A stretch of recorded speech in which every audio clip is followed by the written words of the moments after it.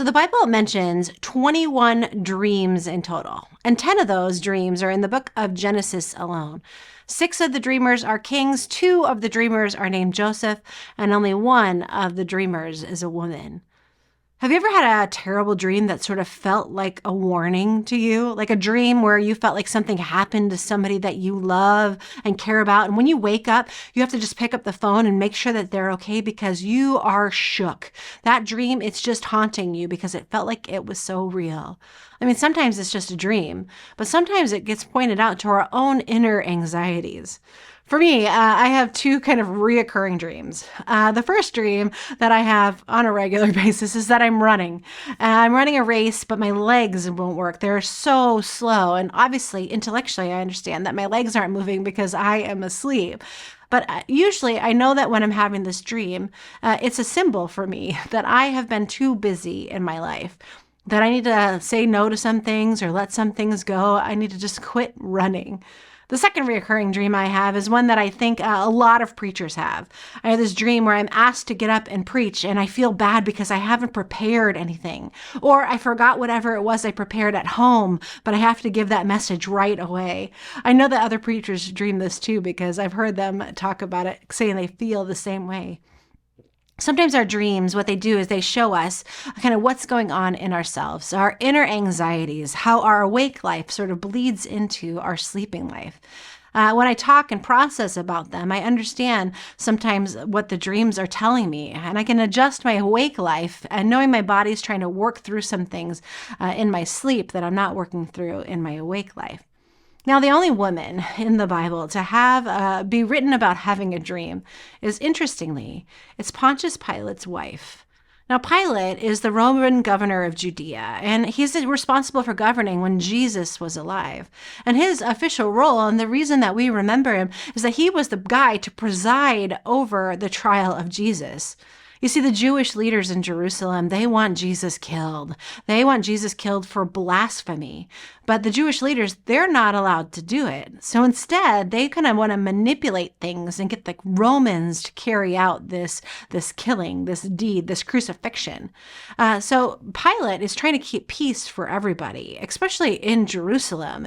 And so he wants to appease the Jewish leaders enough. So he doesn't really want to have Jesus killed. So what he does instead is he says, you know what I'm going to do? I'm going to start by just having him flogged.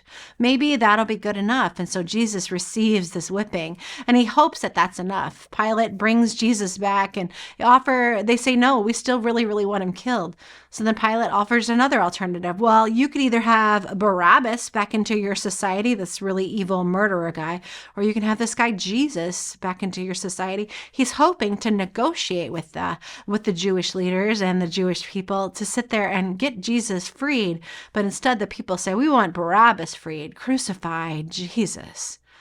And after so many things, Pilate is just overwhelmed by it, but he doesn't want to convict Jesus. He believes Jesus to be innocent.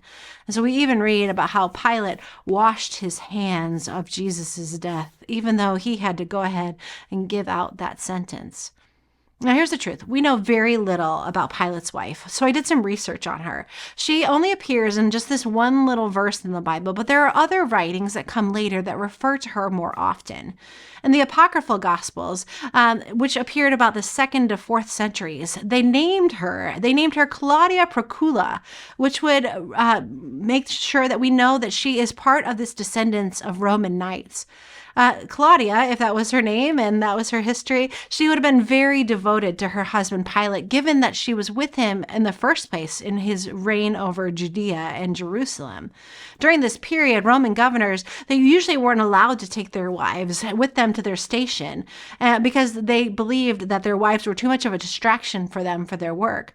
But by about the year 21 AD, the restriction was lifted, so you could actually take your wife with you to your station. They should go into the field with your husband.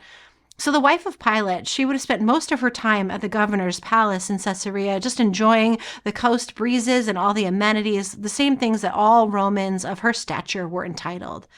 But we find Pilate's wife in Jerusalem. She obviously wants to be by her husband's side, and Jerusalem was an especially dangerous place back then, during festivals, things like Passover. When crowds are gathering, there were revolutions and riots. All of this is always a possibility in Jerusalem back then, and if we're honest, in Jerusalem even today.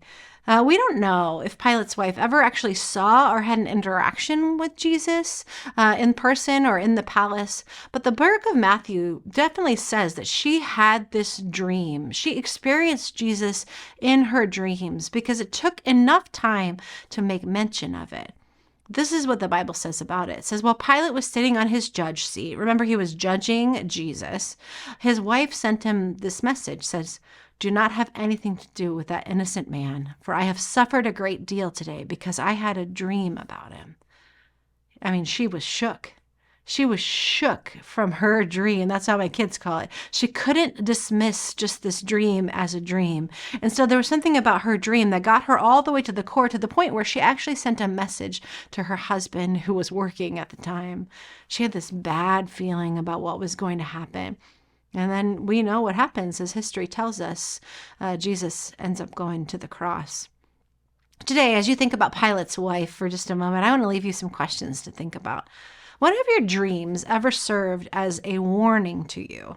They ever just indicated something to you, like you need to slow down or something is going on with a loved one or a friend? When have you felt shook from one of your dreams? And then again, what could God be telling you from those dreams if you were to think about it?